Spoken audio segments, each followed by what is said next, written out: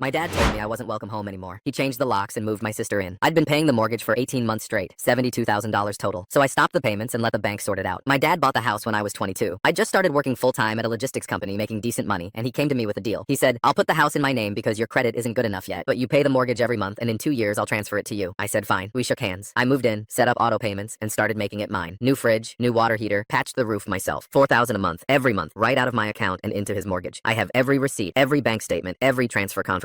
My sister Nina had been living with her boyfriend for about a year when they broke up. She moved back in with my parents and started complaining about the space. She said the couch was killing her back. She said she needed her own bathroom. My dad called me one night and said, "Nina needs a place. She's going through a hard time." I said, "That's rough. I hope she finds something." He said, "I was thinking she could stay with you for a few weeks until she gets on her feet." I said, "Fine, a few weeks." Nina showed up with 4 suitcases, 2 bins of shoes, and a cat I'm allergic to. She took the spare bedroom and within a week had rearranged the living room, put her stuff in my bathroom, and started telling me the thermostat was too low. She ate my food without replacing it. She used my laundry detergent, my dish soap, and never once offered to split a bill. I said nothing. 2 weeks turned into 6. I asked my dad when she was planning to move out. He said, "Give her time. She's your sister." I said, "She's been here 6 weeks." I didn't agree to this. He said, "Don't be selfish." Another month went by. Nina wasn't looking for apartments. She wasn't even looking for a job. She was ordering things online and having them delivered to my house like she lived there permanently. I told her she had until the end of the month. She called my dad crying. My dad called me screaming. He said, "You're not going to throw your sister out on the street." I said, "She's not on the street. She can go back to your house." He said, "There's no room." I said, "Then she needs to find her own place." He said, "I'm telling you, let her stay." I said no. That Friday I came home from work and my key didn't work. I tried it 3 times. I called my dad. He said, "I changed the locks. Nina's staying. You need to find somewhere else." I stood on the porch of the house I had been paying for and listened to my father tell me I was no longer welcome. I said, "Dad, I've paid $72,000 into this house." He said, "And the house is in my name. I decide who lives here. When you calm down, we'll talk." I asked him if he was serious. He said, "Nina needs stability right now. You're young. You'll figure it out." I didn't yell. I didn't argue. I got in my car, drove to my buddy's apartment, and slept on his couch. The next morning, I called my bank and canceled the auto payment to the mortgage, every single one. Then I called a real estate lawyer and told him the whole situation. He said, "Is your name on the deed?" I said no. He said, "Is there a written agreement?" I said no. Just bank records showing 18 months of payments from my account to his mortgage. He said that was enough to start a claim for unjust enrichment and that the payments could be treated as a recoverable debt. He sent my dad a letter. My dad called me the same day he got it. He said, "What is this? You're threatening me with lawyers?" I said, "You took my house and gave it to Nina. I'm getting my money back." He said, "This is family. You don't bring lawyers into family." I said, "You changed the locks on me. That stopped being family." My mom called next. She said, "Your father is humiliated. The whole family knows about the lawyer letter now. Take it back and we'll work something out as a family." I said, "The only thing to work out is $72,000. She said, "We don't have that kind of money." I said, "Then you shouldn't have taken it." She said I was tearing the family apart. I said Dad did that when he handed my key to Nina. 2 months later, my dad missed the first mortgage payment, then the second. I know because the lawyer was tracking it. By month 4, the bank had sent a default notice. My dad called me panicking. He said he couldn't make the payments on his own and that the house was going into foreclosure. He asked me to start paying again. I said no. He said, "You're going to let your sister lose her home?" I said, "It was my home. You gave it away." Nina called me once. She said, "I didn't ask for any of this." I said, "You didn't stop any of it either." She hung up. The $72,000 is a lien against the property now. Dad can't sell without paying me first. He hasn't called since.